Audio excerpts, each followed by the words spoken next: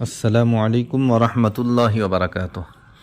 मोहतरम सामीन, उम्मीद है कि आप हज़रात खैर वाफ़ियत से होंगे। अल्लाह ताला आप सभी को सही सलामत रखे।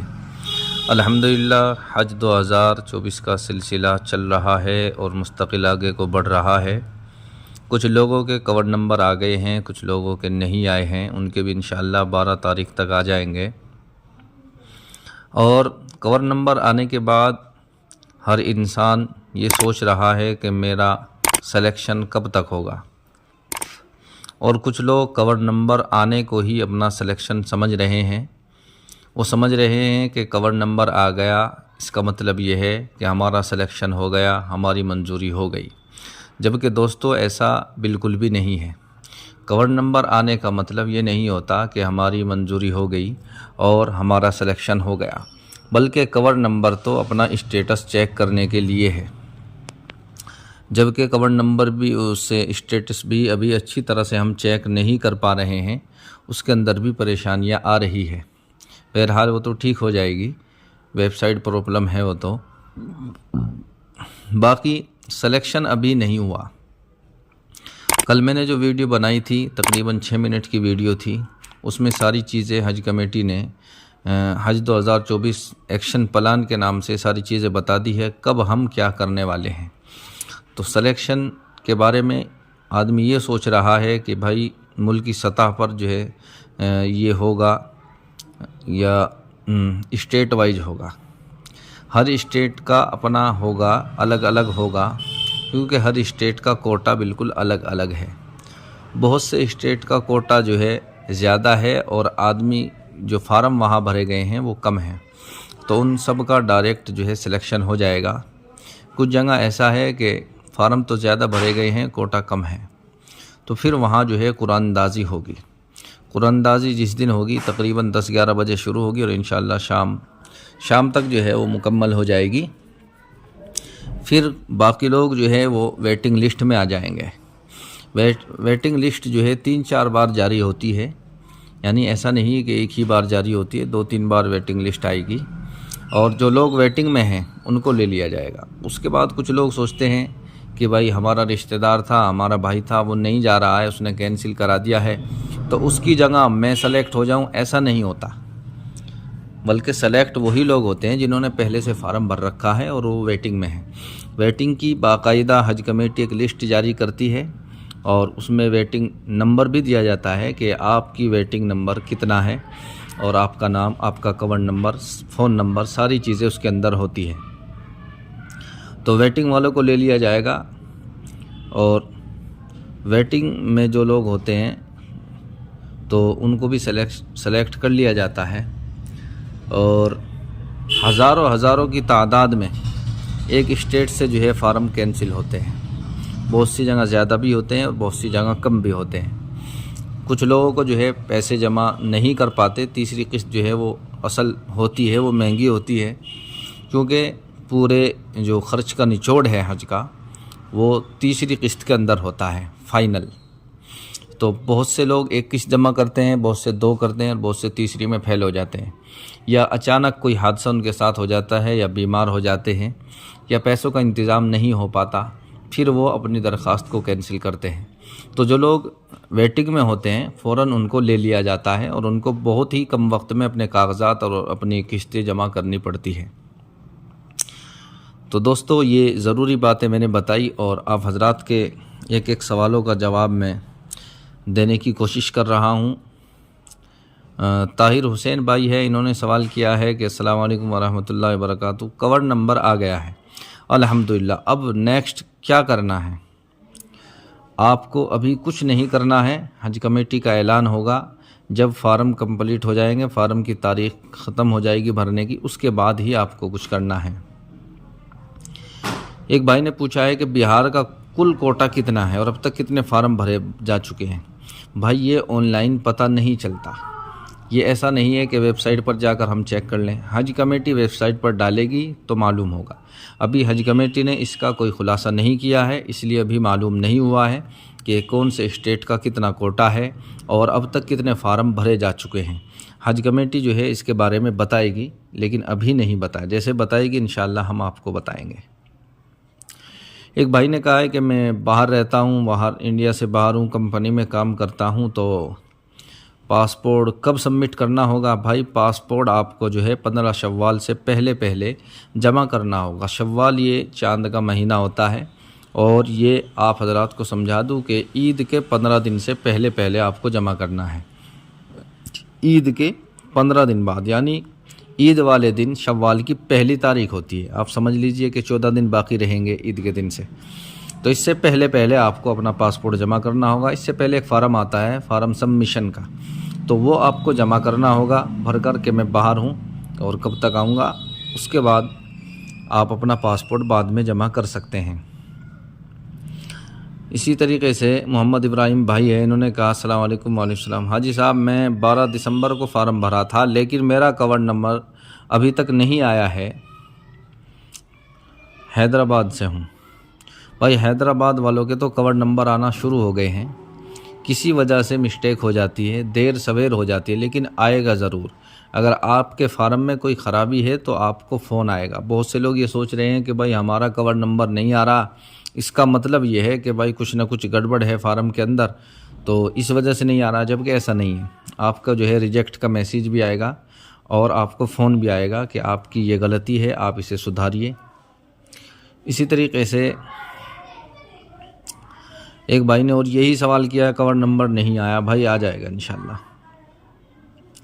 एक भाई ने कहा है कि भाई टोटल अब तक कितने फार्म भरे गए हैं? भाई हज कमेटी ने नहीं बताया, जैसे बताएगी हम आपको बताएंगे।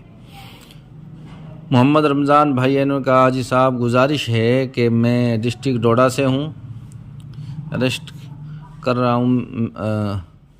मेरी गुजारिश है कि जम्मू कश्मीर से कवर नंबर का आना शुरू हुआ कि नहीं। भाई जम्मू कश्मीर से जो भाई भी मेरी वीडियो सुन रहे हैं और उनका कवर नंबर आ गया हो तो फ़ौरन कमेंट करके बता दे कि मेरा कवर नंबर आ गया है, मैं फुला जगह से हूँ, जिससे जिन लोगों का नहीं आया है तो उन्हें सुकून हो जाए, उन्हें भी देख कर के हाँ कवर नंबर उनका आ गया तो हमारा भी आ जाएगा। इसी तरीके से एक भाई ने कहा अस्सलाम वालेकुम, मैं अब्दुल खालिक MP से हूँ। 9 दिसंबर को हज का फ़ार्म भरा, लेकिन कवर नंबर अभी तक नहीं आया, आ जाएगा इंशाल्लाह। एक भाई इफ़राज़ अहमद, इन्होंने कहा अल्हम्दुलिल्लाह कवर नंबर आ गया है। आ रहे हैं कवर नंबर, ऐसी बात नहीं है, बहुत लोगों के आ गए हैं, और जिनके रह गए हैं वो भी इंशाल्लाह 12 तारीख तक का टाइम दिया गया है कि उससे पहले पहले हम सब के जो है जो कवर नंबर है जनरेट कर देंगे, सबको पहुंचा देंगे। जो लोग 12 तारीख को 13, 14, 15 में फ़ार्म भरेंगे तो उनका कवर नंबर बाद में आएगा। इसी तरीके से एक भाई ने सवाल किया है कि भाई मेरे चाचा और चाची और पापा जाना चाहते हैं। पापा यूपी से हैं और चाची और हल्द्वानी से हैं, तो चाचा यूपी से फार्म भर सकते हैं। भाई एक स्टेट वाले दूसरे स्टेट में फ़ार्म नहीं भर सकते। दूसरे स्टेट में फ़ार्म जब भर सकते हैं कि आपके पास वहाँ का कुछ ना कुछ एक ID प्रूफ ज़रूर होना चाहिए। बग़ैर प्रूफ के आप दूसरे स्टेट से फ़ार्म नहीं भर सकते। दूसरा एयरपोर्ट सेलेक्ट कर सकते हैं, दूसरे स्टेट का आप जो है एयरपोर्ट तो सेलेक्ट कर सकते हैं, लेकिन वहाँ से फ़ार्म नहीं भर सकते। इसी तरीके से एक भाई ने कहा है कि मैं MP अनंतपुर डिस्ट्रिक्ट से हूँ, फ़्लाइट हैदराबाद और बेंगलोर से 13 दिसंबर 2024 को फ़ार्म भरा हूँ। फर्स्ट, सेकंड, थर्ड कितना जो है रुपीज़ लगेगा? भाई रुपये के बारे में अभी ऐलान नहीं हुआ है। पहली किस्त 81,800 रुपये की आएगी तकरीबन, और दूसरी किस्त तकरीबन 1,70,000 की आएगी, और तीसरी के बारे में कोई अंदाज़ा भी नहीं कि वो कितनी आएगी। हज सस्ता रहेगा तो कम आएगी, वरना ज़्यादा आएगी। तो आप हजरात इसी हिसाब से तैयारी रखें। एक भाई ने कहा कि मैं 54 साल, एक बहन ने कहा कि मैं 54 साल की हूँ, मुझे मेरे चाचा के लड़के और उसकी वाइफ और बेटी के साथ फ़ार्म भर सकती हूँ? जी हाँ, फ़ारम भर सकते हैं, लेकिन आप जो है जनरल कैटेगरी में फ़ारम भरेंगे और ये आपके जो है महरम नहीं है, ये आपके महरम नहीं है जिनके साथ आप जाना चाह रही हैं। इसी तरीके से एक भाई ने कहा कि भाई स्टाटस अप्लाइड लिखा हुआ आ रहा है, तो इसका क्या मतलब? भाई इसका मतलब ये है कि आपके कागजात डॉक्यूमेंट बिल्कुल सही है, आपका फ़ार्म बिल्कुल सही है, हज कमेटी को पहुंच गया और बहुत जल्द आपका कवर नंबर आने वाला है।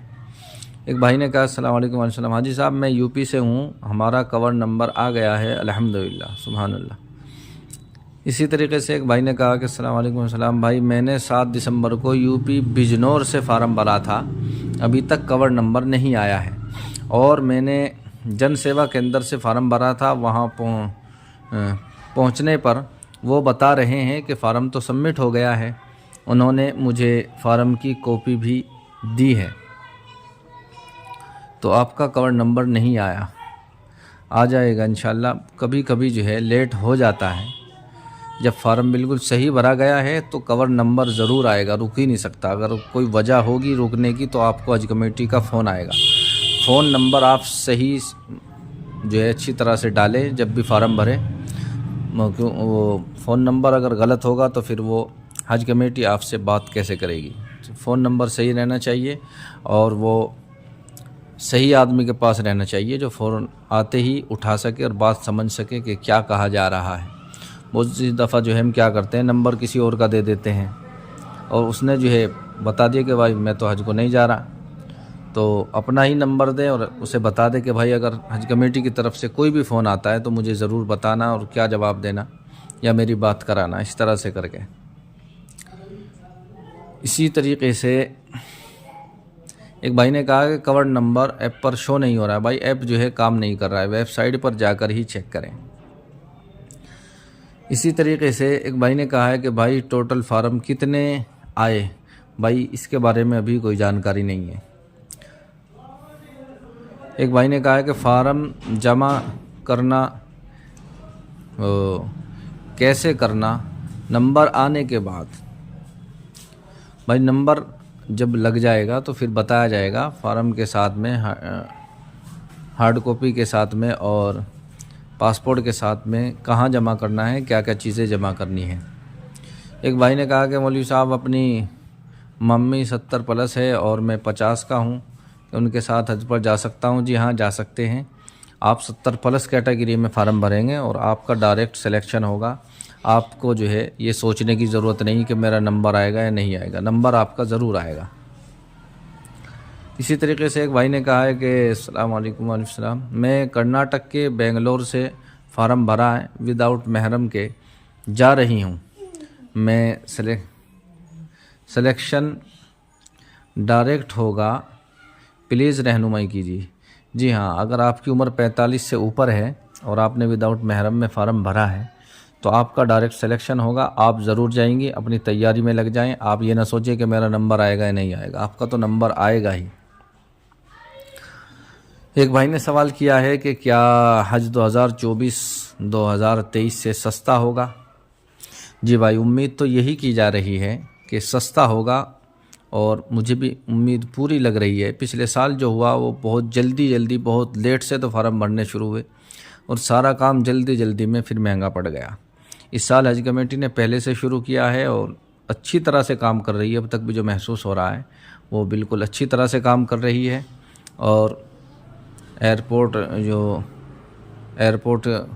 जो फ़्लाइट वाले हैं उनसे भी टेंडर जारी कर दिया गया है, उनसे भी बात हो रही है। तो इन सब का पहले से ही पता चल जाएगा, तो इंशाल्लाह सस्ता होगा। उम्मीद यही है कि पिछले साल से सस्ता रहेगा हज।